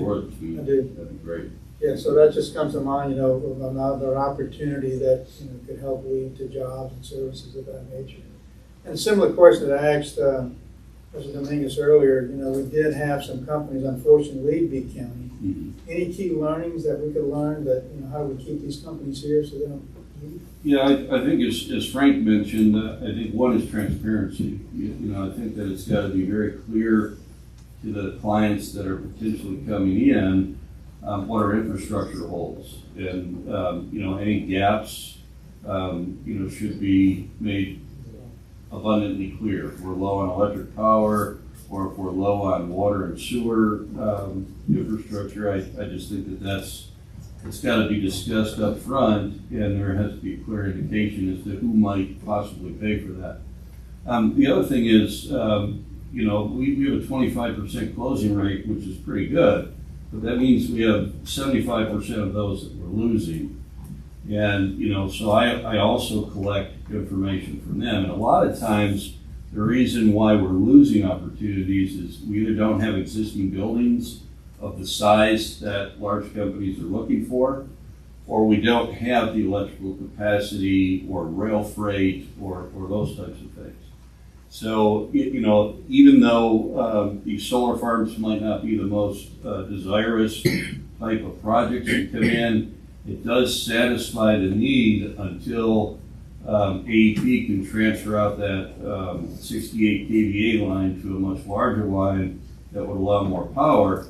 At least we have an alternative to generating some additional power. And that reminds me of another project that actually came in last week. We have a company that's coming in tomorrow for a site tour that's actually looking for a site to put in battery storage. So what they do is they actually take any surplus power that we might have right now, as little as it may be, and they actually store that surplus power into these battery storage tanks. And it's for two reasons. One, if there's ever a catastrophic storm that comes through here and we get knocked out of power, or if we have a freeze like we had a number of years ago and we get knocked out of power, these battery storage facilities actually can act as a generator and put power back into the grid while they're solving whatever the storm may have done. So we're always trying to learn, what it is that may be scaring opportunities away, and trying to make a better, stronger community so that it doesn't happen in the future. No, that's good. I'm glad you're doing that, Randy. That's a key piece. We got to learn, even though things happen and out of our control, but if you can learn something from that to enhance companies that come into our community, is great. Well, and Frank and I talk about this all the time. It's better to give bad news, right up front and get it out of the way, even if it hurts, than it is to have a situation where a company invests several $100,000 or $1 million and then is not able to operate here.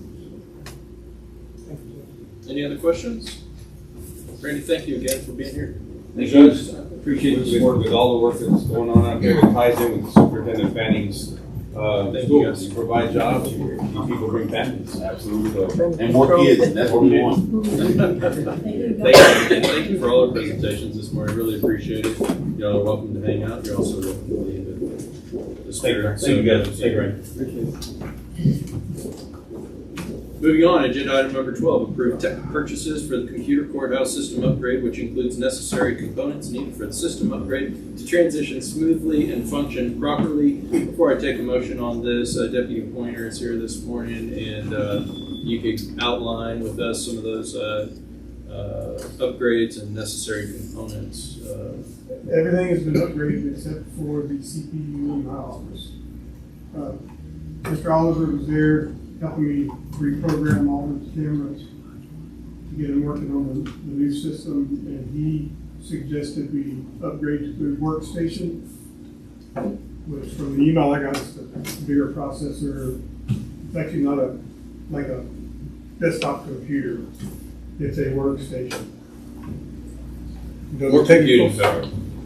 It just basically has a more powerful CPU, more memory, and graphics processor to be able to handle as many live streams that he's doing.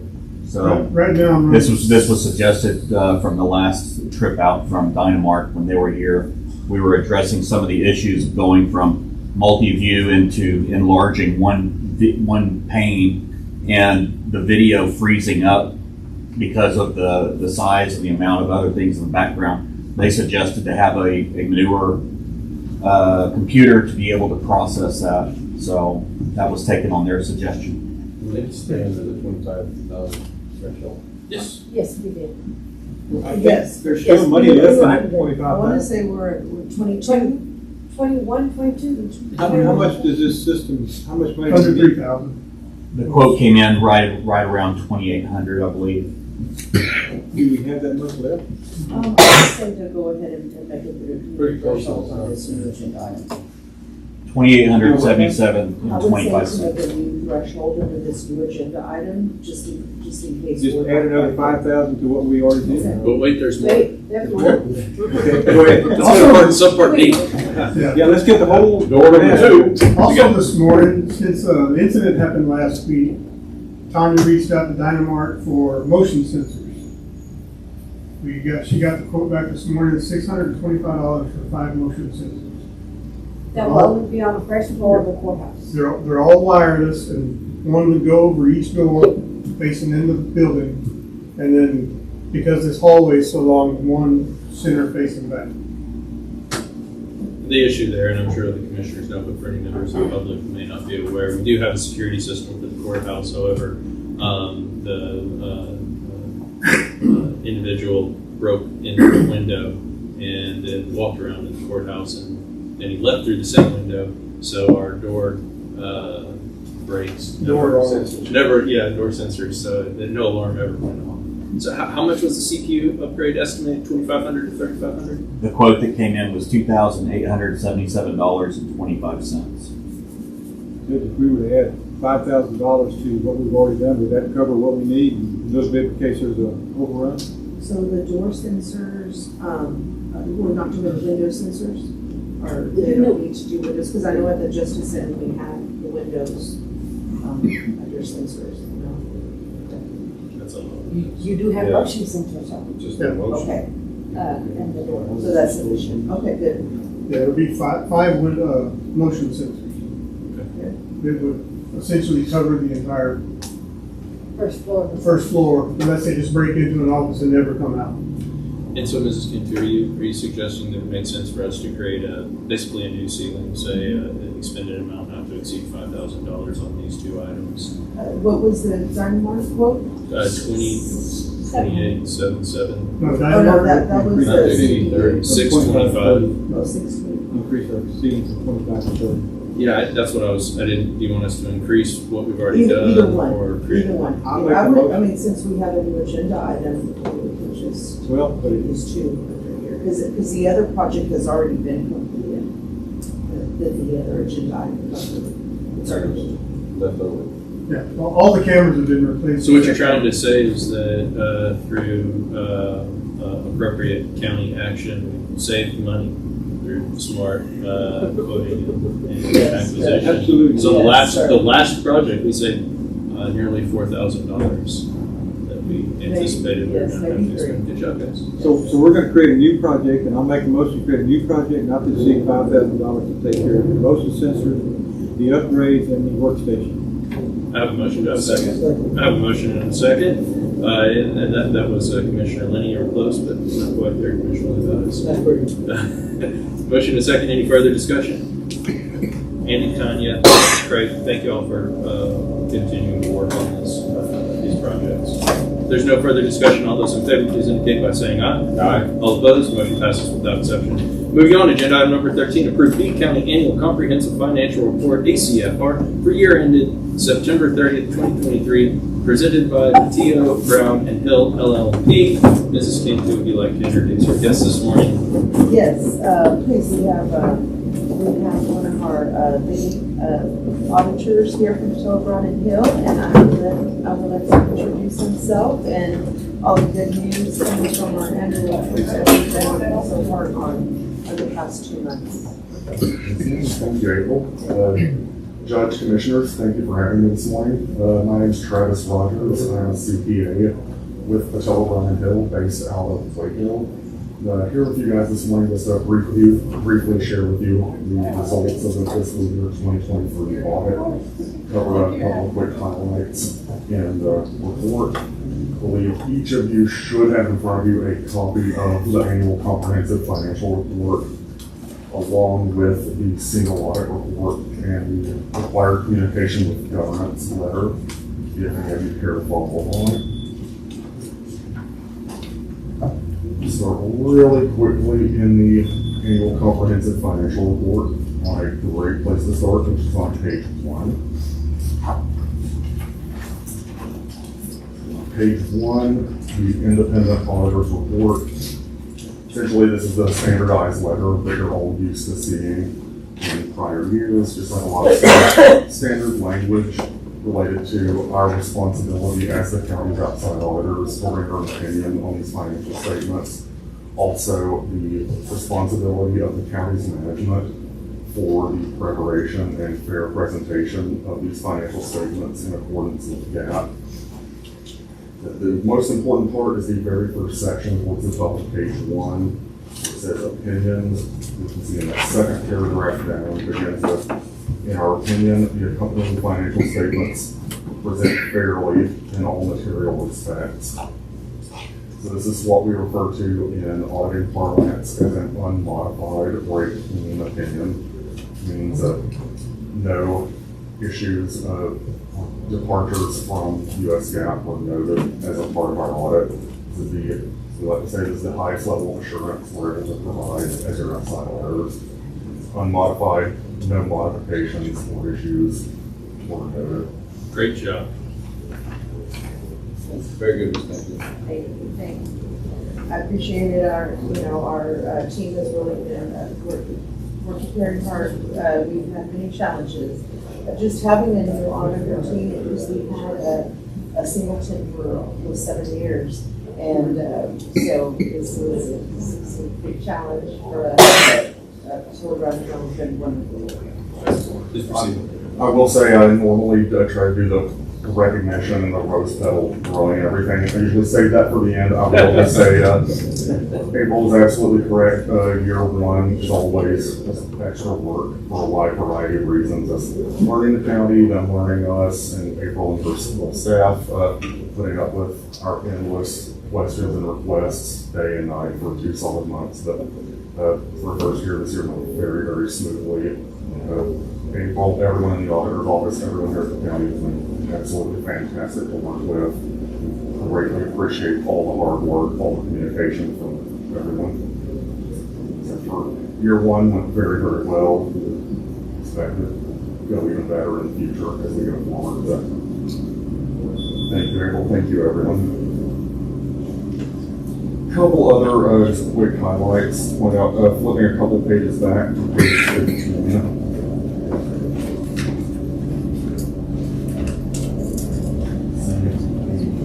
Begins the governmental fund financial statements.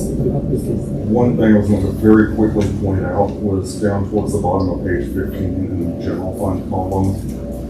You'll notice the unassigned fund balance in the general fund of just over $9 million. Unassigned obviously being the amount with no internal or external restrictions placed on its use. It can be used by the county to fund its operations as it sees fit. We compare that to revenues and expenditures a couple of pages back on page 18.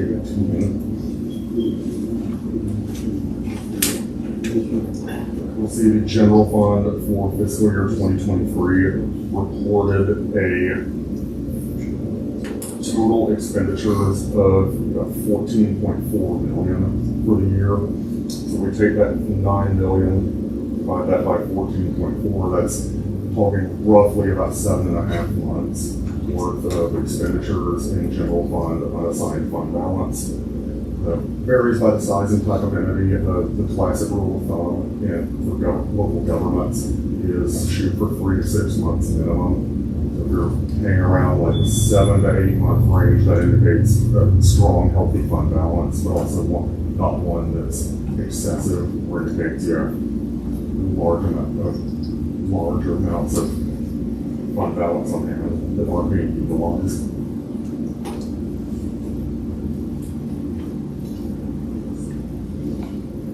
I'll be honest with you, I'm glad to hear 3 to 6 months. We used to hear 3 months. Now it's 3 to 6, and that's good. Thank you. And again, that's a very broad general rule of thumb. Right. But you see sometimes it was 3 or 4, sometimes around. Depending on the type of entity, again, it varies, but sometimes closer to 9-10 months or a year. But definitely for a county y'all size, I'd say you're right on the money. No pun intended. It's a little auditor. Nothing like an auditor. There you go. Some of that auditor humor. Good one, Travis. Very quickly, we'll point out any single audit report is included under separate cover, very much shorter. This report simply summarizes our audits of the county's federal and state grant expenditures. See, the very first letter, starting on page 1, simply is another independent auditor's report. This simply summarizes our responsibilities and our procedures in accordance with government auditing standards. Essentially, we are required to consider any laws, regulations, contract or grant requirements, so on and so forth, non-compliance of which could have a material effect on the financial statements. If there were any such non-compliance noted, we would indicate and reference that here in this letter. I believe there are none. Simply the standard language outlining that. We have one more letter beginning on page 3. This is, as I mentioned, our opinion on the single audits of the county's federal and state grant expenditures.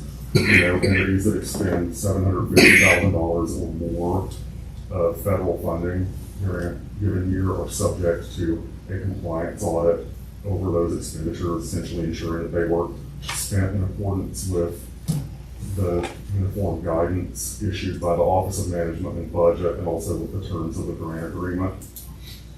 That is federal. The county was also subject to a state single audit this year.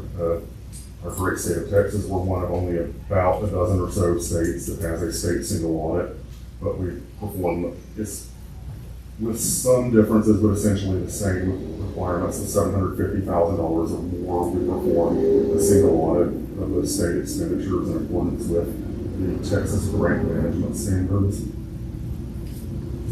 See, again, towards the top of page 3, we have that first section, opinion on each major federal and state program. Second paragraph down, in our opinion, the county complied in all material respects with compliance requirements referred to above that could have a direct and material effect on each of its major federal and state programs. Essentially, that means, once again, as before, an unmodified or clean opinion, which means as a result of our federal and state single audits, no instances of non-compliance or questioned costs were noted. If you're curious at all, those expenditures are listed out on pages 6 and 7, the schedule of expenditures of federal and state awards. Also the schedule of findings and questioned costs on page 9. If there were any modifications to the audit opinion, any findings or instances of non-compliance, anything of that nature, they would be noted here. Once again, there are none. So, just to briefly summarize, unmodified or clean opinion on the financial statements, unmodified clean opinion on federal and state single audits, no findings or instances of non-compliance noted on either, and about 7.5 months of fund balance in unassigned fund balance, or months worth of expenditures in general fund balance. Travis, Say all of that 5 times fast. I know. Can you share with the court how much actual money was added to fund balance this year? So they like that information. That information is important, especially this year. Living back to page 15. Yeah. Oh, no, pardon me, 18.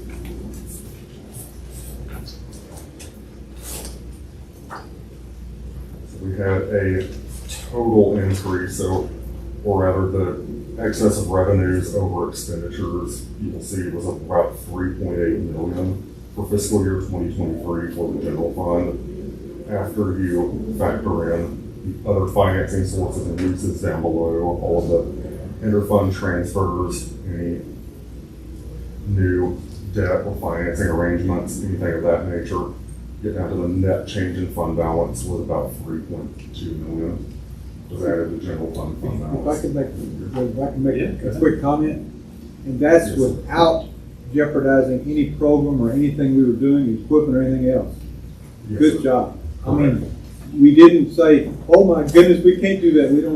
We did everything we could to take care of the public, to take care of what we did with our mission, and still great fun balance. Yeah, it's Huge. Am I mishearing that No, you're our budget? I thought I was, we can 'cause cut I put 3.2 in my million out of our ledgers. budget this year, and we ought to be good? Can I miss something? Oh, No, oh, we'll talk about it in there. What I did. That is a wonderful, wonderful number. That's Yes. great. Very good. Yes. Great job. So I Great job. hadn't seen that since I was here, so I was very pleased to see that. And I checked all my ledgers and said, is that right? It's right, John. You know, it's just one thing that I'd like to throw out. We're finally over the BCAA hangover. That's for sure. Those of you that were around know what I'm talking about. And all the work on those grants. There's so many grants to keep up with. There's so many, Yeah. so many grants, y'all see them on there, and that's not all of them. That definitely isn't all of them, because there's some little ones on there, you know, but those, it's a lot. Yeah, I noticed that the grants that we deployed last year exceeded $3 million. It's a really meaningful value to the county. Huge. Absolutely. Thank y'all. And I know we couldn't do it without your team. Yes, I thank don't know what you. Agent is right now. I know there's other members that Follow a help us, wonderful leader. I will say that, you know, it comes down to the office and the office leadership. And we enjoy working for April, and we'll deliver every time because we enjoy what we do. I was speaking for myself, not the. Well, you've got all the other departments cooperating and watching their dollars. It's not like one person's doing it. It's everybody. It's the entire, Yeah, no, it's it's a good everybody. point. All the elected officials, everyone.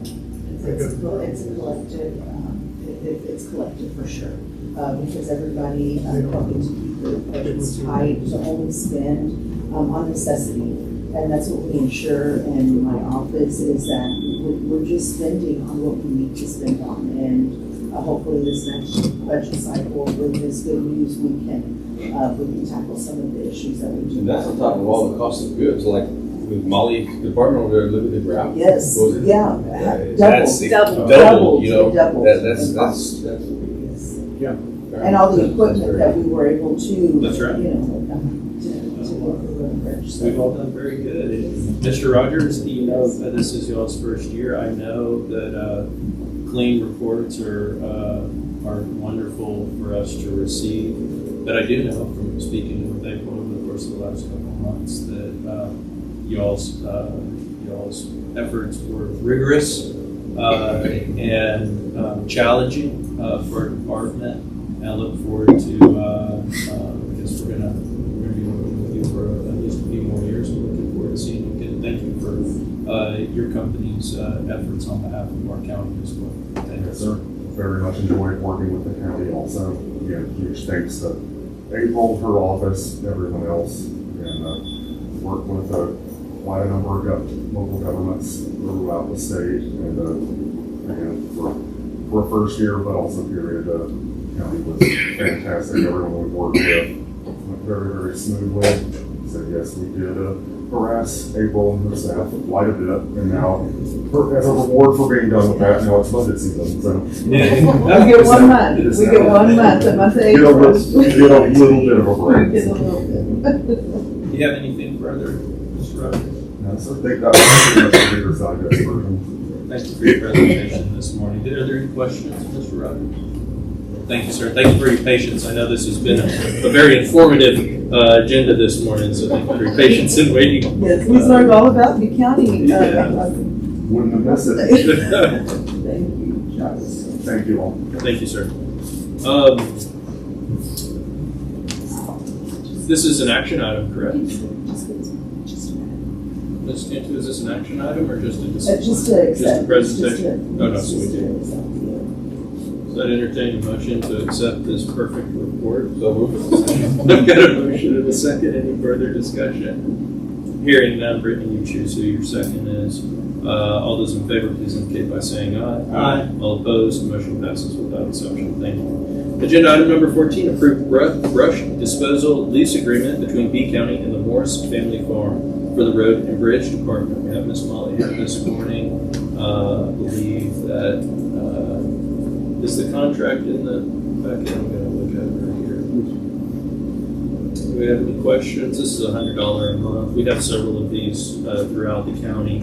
Again, when we're looking at brush management, moving brush from one side of the county to the other, even from one part of the county to the other, can take our employees out of pocket. And so Road and Bridge is working to find locations such as the Morris property that is will increase those efficiencies and decrease the downtime in transporting brush from point A to point B.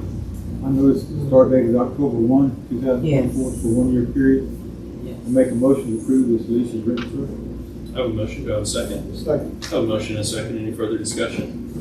Hearing none, all those in favor, please indicate by saying aye. Aye. All opposed? Motion passes without exception. Thank you, gentlemen. And thank you, Ms. Molly, for bringing this to our attention. Agenda item number 15, approve Texas opioid settlement agreements. We have no opioid settlement agreements to approve, so we'll move on to agenda item number 16, American Rescue Plan, ARP status and projects. Gentlemen, do you have anything to update? Oh, wait, I'm sorry. I left the wrong. Yes, sir. I was gonna say, making sure we're all still paying attention. I would like to ask Ms. Jennifer to go through what we've done, but before she does, I want to recognize the team: Jaime Castillo, April Cantu, Jennifer Anna, Chief Deputy Roddy Jones, Commissioner Lenny, myself. The procedure that we used, we were directed to form a committee to bring items to the court's perusal, if you will, on how to spend that several $1 million worth of money. We sat around, I'll be honest with you, came up with different ideas. The court had some ideas that they gave us. We vetted them. We went back and forth. And I'm very, very proud of the way B County has spent that American Rescue Plan money. Not a single dollar went to any elected official. Some counties did use it for elected officials. We didn't feel like that was proper. The two areas that stand out to me most are the essential worker pay that we did to the individuals that worked straight through COVID. We never closed down the courthouse. We kept working. We were there for the public. And the individual $30,000 we granted to each fire department in B County. I think there's 8 fire departments. Yes, sir. For them to use. Those two stand out to me as extremely, timely, and they were good. The rest of it is excellent also, but those two stand out to me. And what I've asked Ms. Rayner to do is go through the entire list of how we spent the money. We still have some we're expending now for the Emergency Management Center. And just give us just a bullet dollar amount, not 22 cents or anything like that, just a bullet amount. So, are you ready now? I'm ready, sir. Please. Thank you for the introduction. Jennifer Reyna, Grant Administrator. We are highlighting the ARPA funds today. So just to reiterate, we were awarded $6,325,369. We have altogether collectively about 30 projects that we've utilized thus far, and with maybe a hanging less than 10 projects to still expand. As Commissioner Dewitt highlighted, one of the large ones is the Essential Personal Premium Pay. You'll see number 16. These have 2 project IDs. Of course, this is handled also with GrantWorks. Angela Leach and Jason Martinez have helped me out extensively with these. So they provided me some information that I was able to put into the summary for everybody. But the Essential Premium Pay, we spent $840,565 of that to our essential workers throughout COVID to make sure we kept things up and running for our constituents and our community. The other one that Commissioner DeWitt was talking about was the volunteer fire department assistants. We gave $30,000 to each of our fire departments for any essentials that they may need. If they are lacking in any gear or any lighting, anything, equipment. This was an additional for their budget so that they could get those essential items that they did not have access to. We've also expended a good amount for our department, our sheriff's office. We've expended to kind of keep ourselves up and running as well. For the safety of the sheriff's department, microbial laptops, for example. We spent for their comp and overtime during the COVID height, I guess I should say.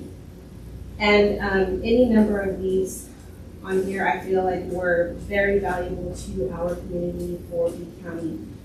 We've got expenses for Pettis Mud, we've done Kyman, we've done Skidmore with their storage tanks. So any of these were, I feel, a very great use of these federal funding that we use. These totals right here are not all encompassed. As I said, I'm still trying to get those cents down to the penny. Pretty difficult, but we will get there. But we have allocated all of our funding and are just waiting on the expenses. The thing that I want to reiterate is what she's saying. It was spread all over the whole county. It was. Pettis, Skidmore, Tynan, all the fire departments, and the fire departments, all volunteer fire departments, and some of them are very, very small. They don't have the fundraising ability that, say, the one in Beeville does. And the gratitude that I've heard from these people, goodness, I can't believe you've helped us out and we needed this. It's so gratifying to see what we've done and how we spent the money. We may never get another chance to do this again, but I want to compliment the court for approving and going along with these projects because they're good. I will defend this anywhere to anybody. And I know some of the counties are, some of the scrutiny they've got for the way they spent their money is not Beeville County. This is good. This is good. And you've done a great job of keeping up with it. She's got a chalkboard or a whiteboard on her wall, and I've never seen anybody quite as organized as this lady. She is good. And I don't know how else to say it. Yes. I was impressed when I went in. It just kind of makes me tingle. It's all right there. Just look at it. Yes. I was ready to That's hit only- drawers, because that's even. I was ready to hit the ground running because I knew. That's only a small portion, you're right. Oh, yeah. Yes, I love it. The board is just one piece of the puzzle. Yes. I'm telling you. Trying to tame the grant animal has been, it's been insane, definitely an experience, but I enjoy it. The grand animal has lots of feet and lots of teeth. Lots of teeth, yes, sir. But You've done a great job. I am so proud of this. I'm proud of Beeville County because it was received, it was expended, and now everybody's receiving the fruits of the labor. So that's a good thing. Thank you, gentlemen. Thank you, Ms. Rayner, for your presentation. Anything further on agenda item number 16? No, sir. Move. Yes? No, Oh, you're staying up? I'm staying okay. up. Wow. Okay, moving on. Agenda item number 17. Hurricane Harvey, Texas General Land Office, GLO, Community Development Block Grant, CDBG, status and project update. Gentlemen, anything to report? So, yes, if the court allows me to permit, I'd like to have Ms. Jen Lane here report out on us, even though both Commissioner Hayes and myself could report out, but you're right, she's done such a fantastic job, and I want to give credit where credit's due. So if you could, please provide us a little bit of an update. Thank you, Jen. thank you, sir. So this is the one that we went out May 22nd of last year. We are finally we received our request for information on March 15th. So we had 5 business days to deliver the information. Our grant works team has asked for an extension on that, so that will be finished at the end of this week.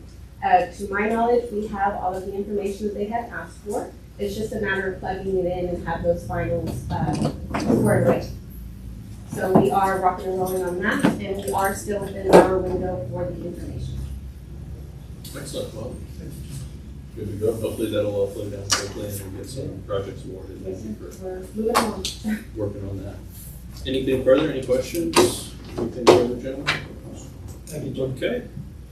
Well, we've reached the end. Thank you, everybody, for your patience. We have no executive session items, so parting is such sweet sorrow. Agenda item number 18, adjournment. I have a motion to adjourn. I'd like to make a motion to adjourn. I have a motion and I have a second. Any further discussion? Hearing none. All those in favor, please indicate by saying aye. Aye. All opposed? We are adjourned. Thank you all very much.